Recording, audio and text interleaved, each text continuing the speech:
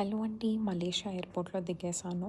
ఇక్కడ food literally వెతుక్కుంటున్నా ఏమున్నాయి, మన ఇండియన్ ఫుడ్ ఏమైనా ఉందా? లేదా వెజ్ ఆర్ వీగన్ ఫుడ్ ఏమైనా అవైలబుల్‌గా ఉన్నాయా? లేదా? అని చూసుకుంటున్నాను. ఎక్కడ చూసినా ఇంకా ఆప్షన్స్ ఎక్కువ బీఫ్ కానీ, పోర్క్ కానీ, ఇంకా అన్నీ ఎక్కువ నాన్ వెజ్ ఆప్షన్సే ఉన్నాయన్నమాట. సో, ఇంకా సరే అంటే అసలు ఏముంటాయి ఏంటి అనేసి మామూలుగా వెజ్ ఆప్షన్స్‌లో వెతుక్కున్నట్టయితే ఇంకా ఏమీ అంతగా నాకు దొరకలేదు.